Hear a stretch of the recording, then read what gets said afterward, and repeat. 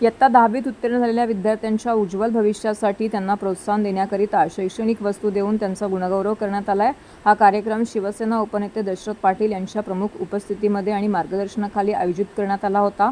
यावेळी खारेगाव परिसरात 10वीमध्ये उत्तीर्ण झालेल्या सर्व मुलामुलींचा जाहीर सत्कार करण्यात आलाय। कला संस्कृती प्रतिष्ठानच्या संचालिका समाजसेविका रचना राकेश पाटील आणि युवा नेते राकेश दशरथ पाटील यांच्या हस्ते हा कार्यक्रम पार पडला। या प्रसंगी साने गुरुजी वाचनालयाचे अध्यक्ष गजानन पवार, विवेकानंद क्लासचे संस्थापक राजेश मिश्रा, गणेश परब, मोरेश्वर पवार, अशोक शिरसाट, कुणाल म्हात्रे, विद्यार्थी, पालकवर्ग यावेळी मोठ्या संख्येने उपस्थित होते। यावेळी बोलताना रचना पाटील म्हणाल्या, भविष्यामध्ये मुलांनी काय करावं, कुठल्या शाखेकडे जावं यासाठी आम्ही शिबिर भरवतो, जेणेकरून मुलांना त्यांची पुढची दिशा ठरवता येईल। तसेच UPSC MPSCचं मार्गदर्शन व गोरगरीब विद्यार्थ्यांना शैक्षणिक साहित्याचं वाटप केलं जात आहे। यामुळे एक चांगलं व्यक्तिमत्व विद्यार्थ्यांच्या शिक्षणातून घडावे हा त्यामागचा मुख्य उद्देश असतो। हे तंत्रज्ञानाचे जग आहे, देश झपाट्याने शैक्षणिक क्षेत्रामध्ये प्रगती करत आहे, AIचं महत्त्व वाढत चाललेलं आहे, तेव्हा विद्यार्थ्यांनी त्याचप्रमाणे आपली प्रगती केली पाहिजे। यावेळी रचना राकेश पाटील यांनी प्रसारमाध्यमांशी बोलताना याबाबतची अधिक माहिती देत सगळ्यांचे आभार मानले आहेत।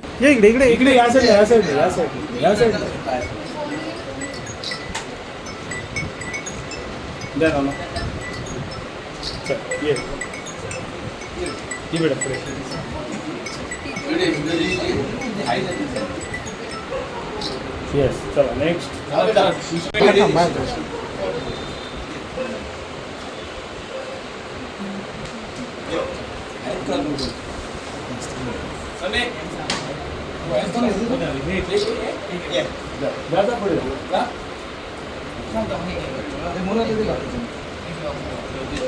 थांब परत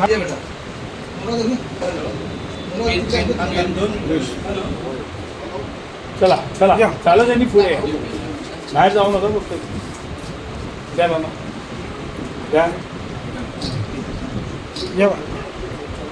चला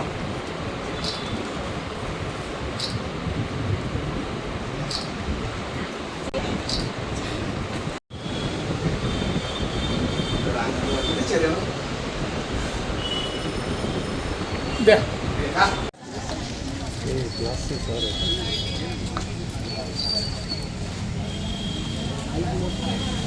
ओके।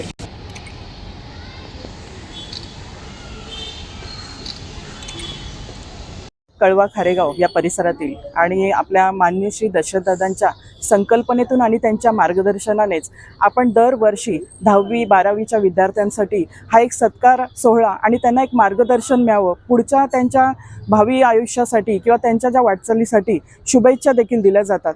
आपल्या इथे साधना विद्या मंदिर ही आपले माननीय श्री दशरथदादा संस्थापित शाळा आहे आणि हिचा देखील 100% रिझल्ट लागतो।